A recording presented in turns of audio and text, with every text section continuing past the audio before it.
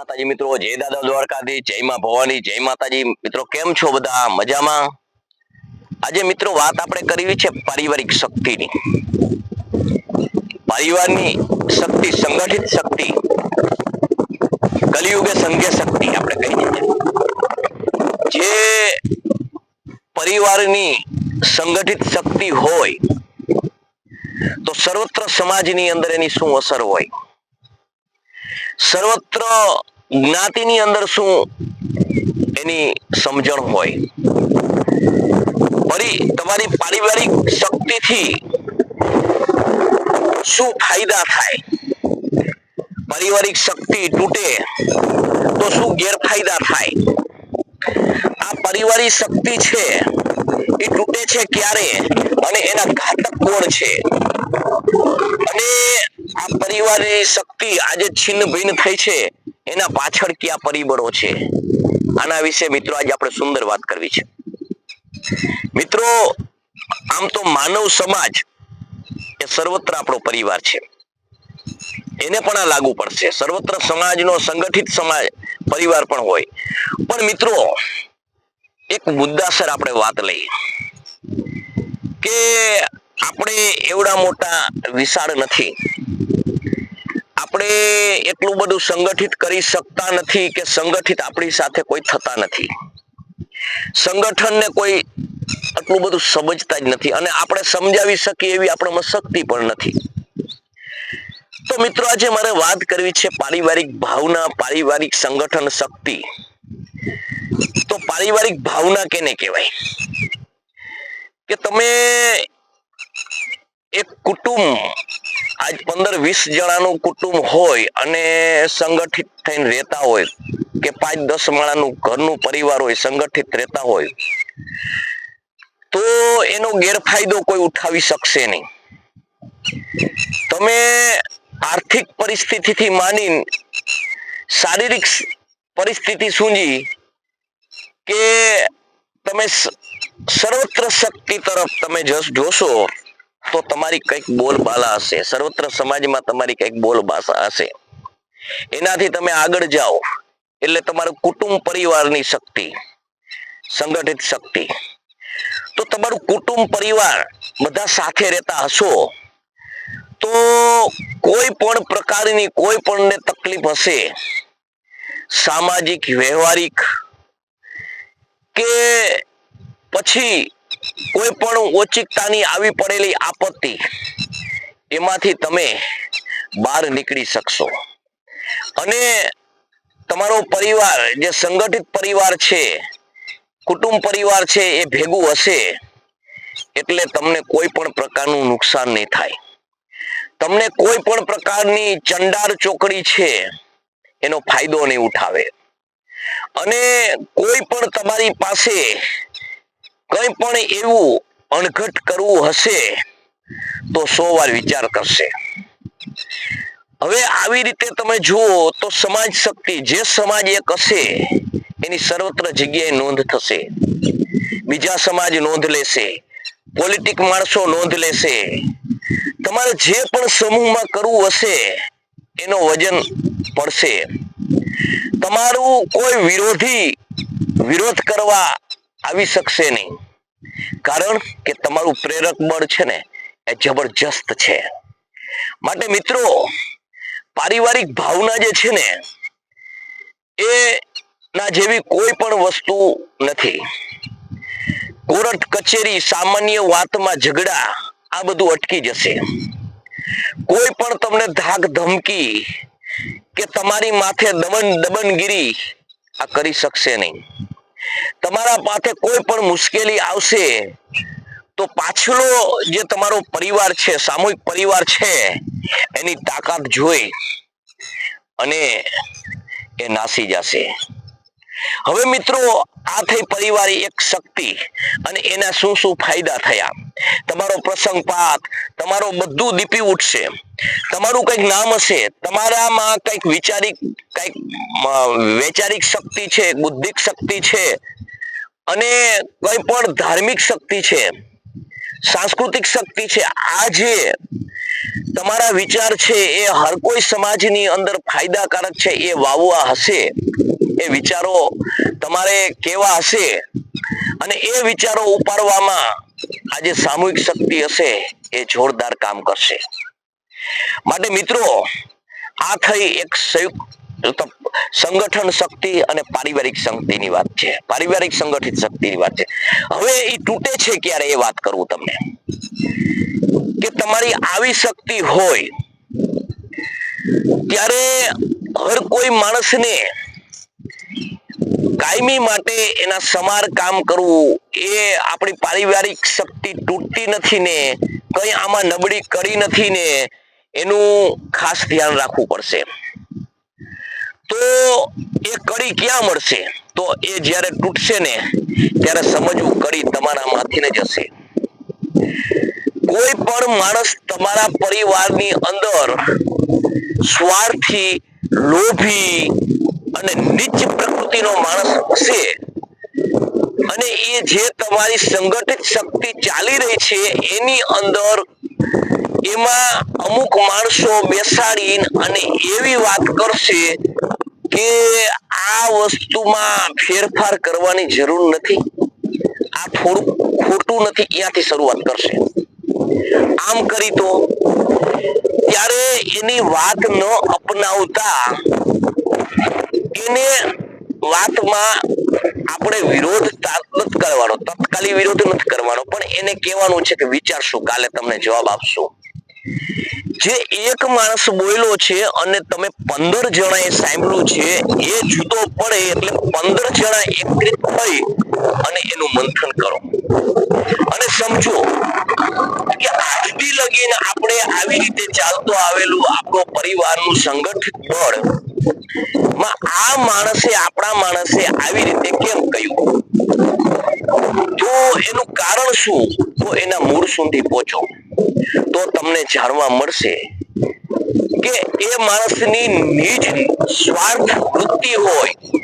કોઈ પણ માણસે બીજાએ તમારી સંગઠિત શક્તિ તોડવા માટે પ્રલોભન આપ્યું હોય, પોલિટિકનું પ્રલોભન આપ્યું હોય, એટલે એ માણસને તમે શુદ્ધ બુદ્ધિથી, શુદ્ધ રીતિથી એને એમ નહીં સમજાવો કે ભાઈ તું તારી બુદ્ધિ તારી પાસે રાખ, આ રીતે આપણે ન ચાલે, તો અહીંયા દબાઈ જશે.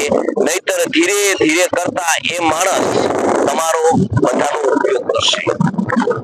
એ માણસ કાકીડા જેવો હશે, કલર બદલશે. આપણે જોઈ છે ને કે ફલાણો મને દબાવે છે, ફલાણો મને એમ કરે છે ને આમ કરે તેમ કરી અને તમને ક્યાંક ભટકાડશે. કોર્ટ કચેરીઓ તમારા ઘરે ચાલુ કરશે અને જ્યારે તમે આમાં ધીરે ધીરે ફસાતા જશો એટલે એક દિવસ એવું થશે કે આખો પરિવાર, આખું કુટુંબ છિન્ન ભિન્ન થઈ જશે અને એ તિરાડ પડેલી જે તમારો પરિવાર છે એ તિરાડની અંદર કોઈ પણ પ્રવેશવા નો પ્રયત્ન કરશે અને સહેલાઈથી પ્રવેશી જશે.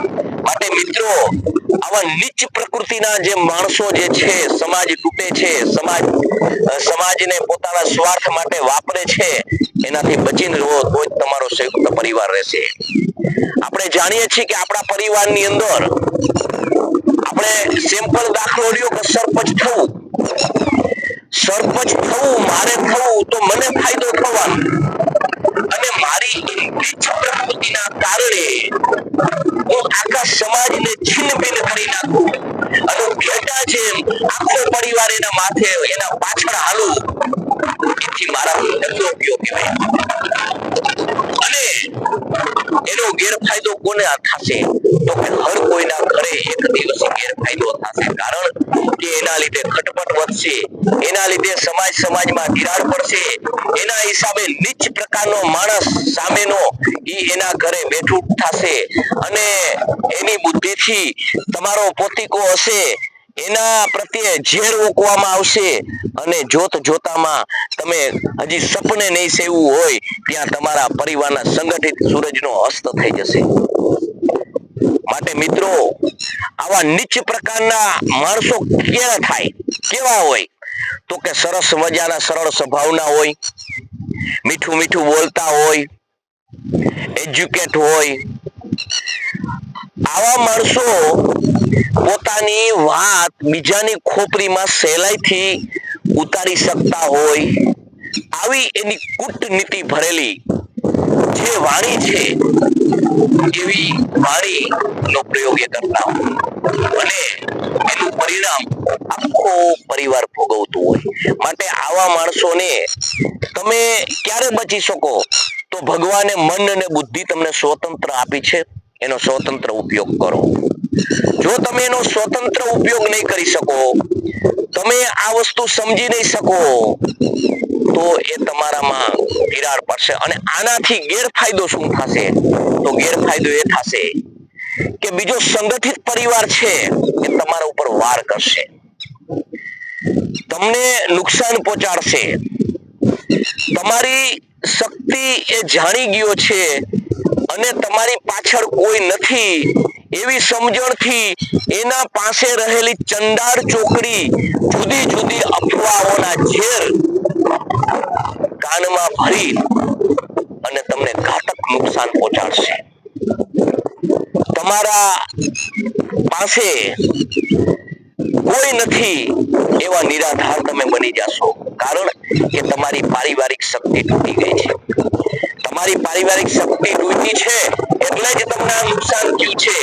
કારણ કે લાકડી એક હોય તો ભાંગી જાય છે, પણ ભારો બાંધીને ભાંગવાનો પ્રયત્ન કરજો તો તમને ખબર પડશે. એટલે તમે કિંમત વગરના થઈ જાઓ છો. તમારી જે શક્તિ છે એની જે માપ શક્તિ નહોતી એ માપ શક્તિ તમારી આવી જાય છે. સામેનો વ્યક્તિ માપી લે છે અને તમારું પતન થાય છે. માટે આનાથી બચવું હોય તો મન અને બુદ્ધિથી સ્વતંત્ર ઉપયોગ કરજો અને સંગઠિત પરિવાર રહેજો. તમારો સામૂહિક પરિવાર, માણસ કહે છે ને આપણે એક ઓઠું છે કે ભાઈઓ ભેગા બેહીને ઝેર પીવું પડે ને તોય પણ મંજૂર છે.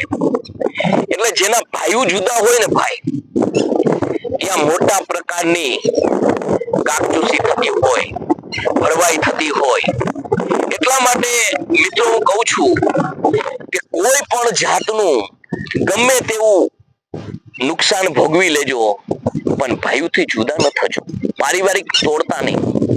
પણ આ તૂટે છે ક્યારે? એ તમને મેં વાત કરી કે આવા માણસો નિર્માણ થાય છે ત્યારે તૂટે છે.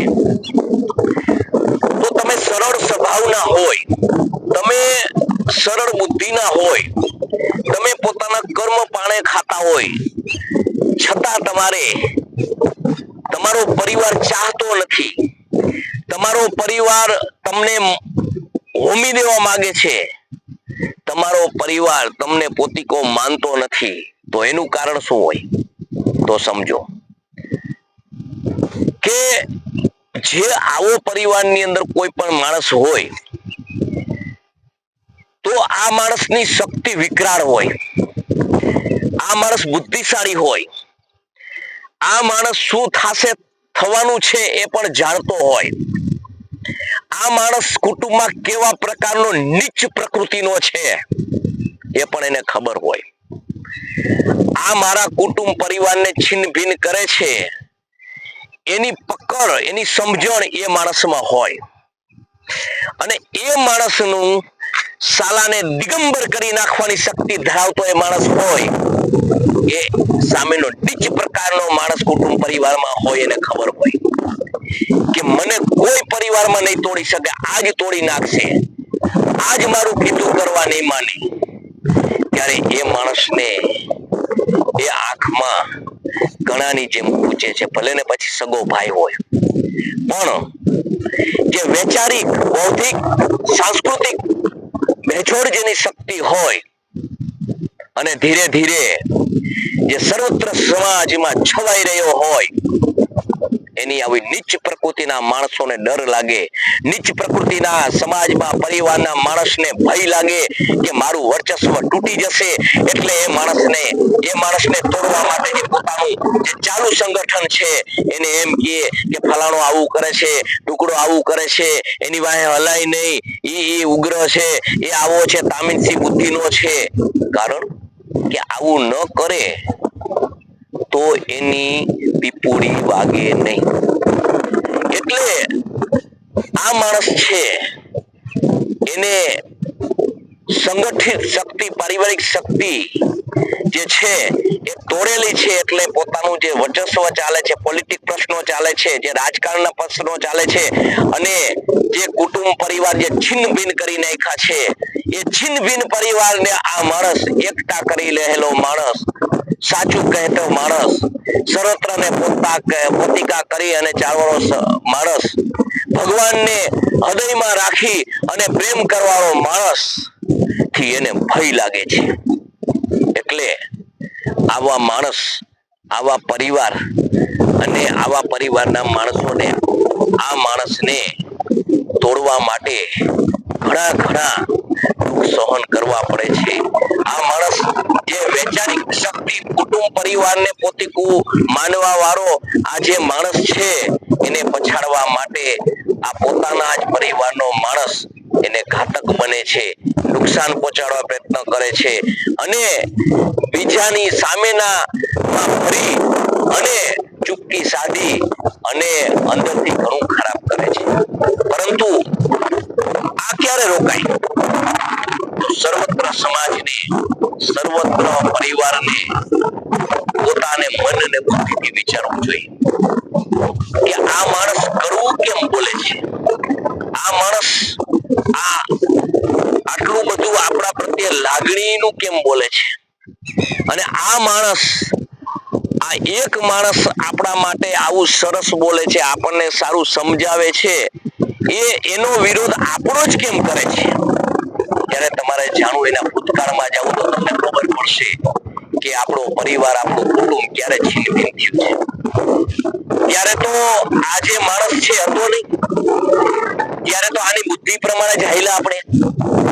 આપણો સંગઠન, આપણો જે સમાજ હતો, આપણો પરિવાર હતો, એના બે તિરાડ પડી કે ક્યાં વખતે પડી કે આ માણસ અત્યારે જે આ માણસના પ્રત્યે જે છેડો કે જે પોલિટિક પ્રશ્નો કરી અને પોતાનો રોટલો શેક્યો, પોતાએ ઘણું આપણા સમાજને આ હતો એ વખતે તિરાડ પડી.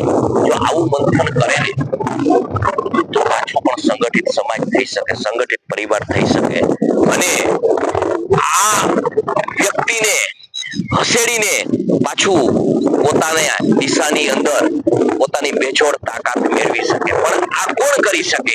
તો કે હર કોઈ તૂટેલા સમાજને વિચાર કરવો જોઈએ કે આજથી 10 વર્ષ પહેલા કે આજથી 15 વર્ષ પહેલા આપણે એક થાળીએ જમતા તો એવું કયું દૂષણ આવ્યું કે આજે આપણે છિન્ન ભિન્ન થઈ ગયા?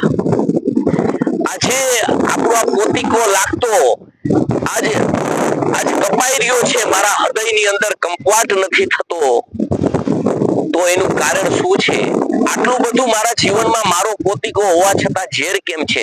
ત્યારે ખબર પડશે કે આ 10 વર્ષ પહેલા જે આ માણસ આવ્યો, એવા પરિવારની અંદર 2-3 માણસો હોય અને જે પોલિટિક બની અને હામા જ્યારે થઈ જાય છે પોતાના નિસ્વાર્થ માટે, ત્યારે આખું કુટુંબ છિન્ન ભિન્ન થઈ જાય છે. તો મિત્રો, આ પણ એક વિચારવા જેવું છે. હવે આ ઘાતક ક્યારે બન્યા? પછી ઈ ઘાતક બન્યા તો એનાથી તમને નુકસાન શું?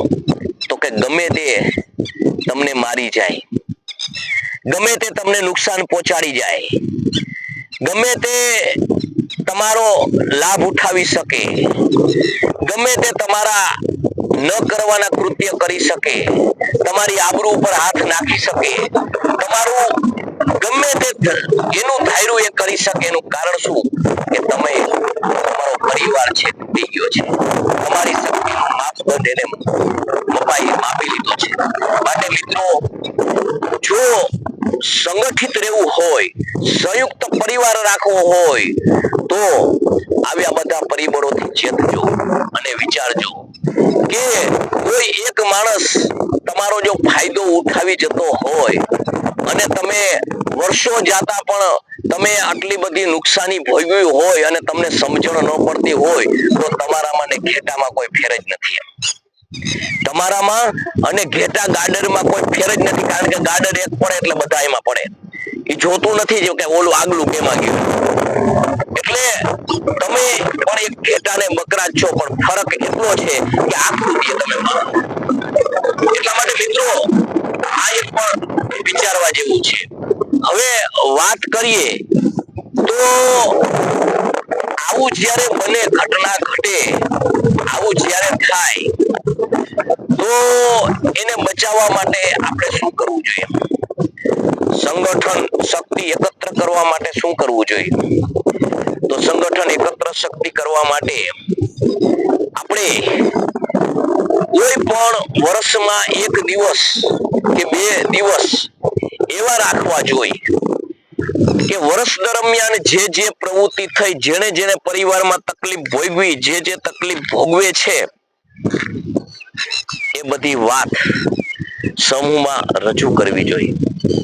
શાના કારણે આ થઈ તો તમને એનો ઉત્તર મળી જશે. એટલા માટે મિત્રો કે સંગઠિત પરિવારમાં રહેશો તો જ તમને ફાયદો છે. જો સંગઠિત પરિવારની અંદર તમે નહીં રહ્યા તો તમારે એનું ઘાતક પરિણામ ભોગવવું પડશે. મિત્રો આ વિડીયો તમને કેવો લાગ્યો તો લાઈક કરજો, શેર કરજો, સબસ્ક્રાઇબ કરજો અને તમારા મંતવ્ય જણાવજો. હજી આનો ભાગ હું કાલે ભાગ નંબર 2 હું રજૂ કરીશ કે પારિવારિક ભાવનામાં બીજા કયા કયા પરિબળો હોય. તો જય માતાજી, જય દાદા દ્વારકાધીશ, જય માં ભવાની.